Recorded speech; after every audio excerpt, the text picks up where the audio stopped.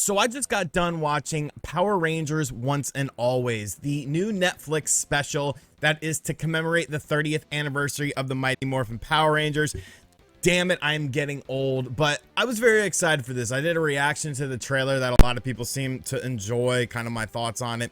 So I just finished watching the new special. It just dropped today. It runs about 60 minutes long, and I want to talk about it.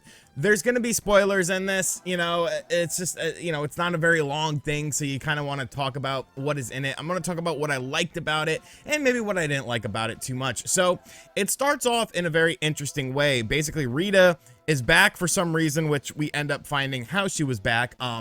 And she's essentially battling Billy, the Blue Ranger, who reprises his role as the original Blue Ranger in this film. And then the Black Ranger, Zach, of course, comes along. And in the filming of it, the Red Ranger, Pink Ranger, Yellow Ranger, and Green Ranger are all the original people. So it's Jason as the Red Ranger, Kimberly is the Pink Ranger, Tommy is the Green Ranger, and Trini as the Yellow Ranger. Well, what ends up happening is this new Rita, basically, who's like a mechanical Rita, basically does a power attack. And this power attack is heading towards Billy. Instead, Trini jumps in front of it and blocks it, thus killing Trini. So within the movie, they're acting like, Jason David Frank is still the Green Ranger and Amy Lee Johnson is still the Pink Ranger, but they're just not going as far as to like have them without their helmets on. The only two characters that have their helmets on at the start of the film are the Blue Ranger and the Black Ranger, because they're actually reprising their original roles. So I thought that was actually pretty cool. That was a good way to sort of explain things. And the whole passing of Trini, as a character within the film, that's kind of like what this film is actually about. I feel like this film is more of an homage to the Trini character and the Yellow Ranger character in general, more so than just like a new sort of story, because that's the focal point of the whole film. And when you think about it, when we were kids, I think Trini passed in, I don't know, 2002, 2003. The actress who played Trini, whose name escapes me right now, and I don't want to butcher it, there wasn't a whole bunch of stuff about it. Like, there wasn't a whole bunch of fanfare. It wasn't like the nostalgia for the original Power Rangers was really at its peak yet, or even had came along back in '03. So nobody really made a big deal out of it. And I feel like this was made a big deal because it's the entire plot of the movie. Because what ends up happening is, fast forward a year later, and you have Trini's daughter, who is now under the custody of Zach, the Black Ranger, and she wants to avenge her mother, and she wants to essentially become the new Yellow Ranger. And that's the whole sort of catalyst for this film. As the film progresses, Rita has some new henchmen. The Putties show up at Angel Grove.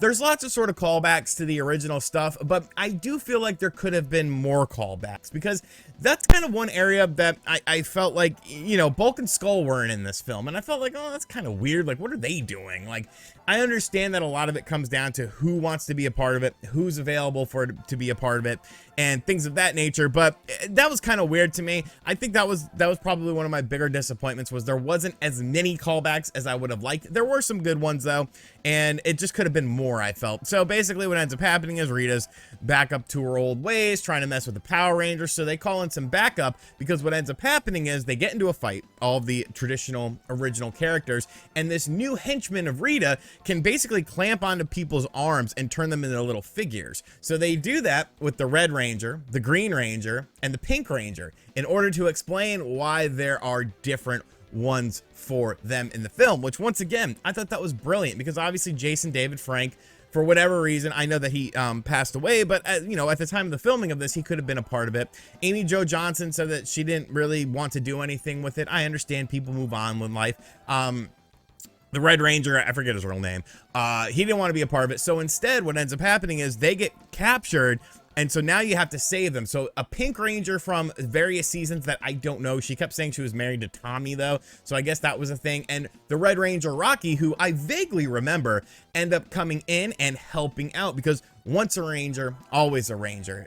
Trini's daughter, Min, wants to become the new Yellow Ranger and to honor her mother, to get revenge for her mother. This, that, or the other. There's lots of cool fight scenes in it. There's some comedy in it. I actually chuckled like quite a few times at some of the dialogue within the film. I just want to say that Zach, the actor playing Zach, I think his name is Walter Jones, I believe his name is, phenomenal. He does some excellent acting in this, physical stuff in the movie as well. Like, he even does, you know, it was like, you know, he was like the big hip hop guy on the original show. So he's like doing the dance moves and incorporating dance moves into his fighting and stuff like that. Like, the dude's like 52 years old. Very impressive stuff here. He still looks great. Billy, you know, he's kind of aged a little bit more. White people tend to age a little bit faster and, you know, whatever. But this dude definitely was top notch. So essentially what happens is they sneak into Rita's lair with some stuff. There's a whole bunch of other stuff going on. Min still wants to be the Yellow Ranger. She meets up with Alpha. They explain why Zordon isn't there, because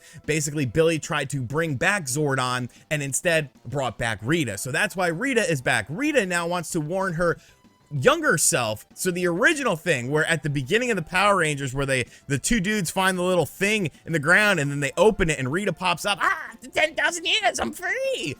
That's what she's trying to go back to. So they actually show that, and she's trying to warn them about the Power Rangers before the Power Rangers become a thing. So yeah, I know I'm kind of all over the place in it. I do want to say though, there is something that a lot of people, not a lot of people, but I do think people you're going to see like those channels that think everything is woke. And trust me, I think there's a bunch of bullshit with the woke stuff. In my opinion, I try to call it out when I think it's actually, you know, pandering to stuff. But there is a gay couple in the film. Min is basically driving a car. A guy stops her and is like, hey, my boyfriend is getting chased by them being some putties. So she goes and she saves the guy's boyfriend from the putties, and then they hug, like the two guys hug. And you know there's gonna be people like, we're indoctrinating our kids, and it's like, bro, like, whatever. This is a movie for adults. And yes, there's gay people in real, like, this isn't the end of the world. It didn't feel like it was pandering or anything. You know, it wasn't like you know, oh, let me take your shirt off and feel your nipples. Oh, your nipples against my nipples. Like, no, it was just a dude saying that his boyfriend had been, you know, put into some trouble with the putties. So basically the movie continues on. Rita ends up attacking Min, which is Trini's daughter, and almost kills her. But there's she has a revelation of back to her mother, and sort of like a vision of her mother and how strong Trini, her mother, was.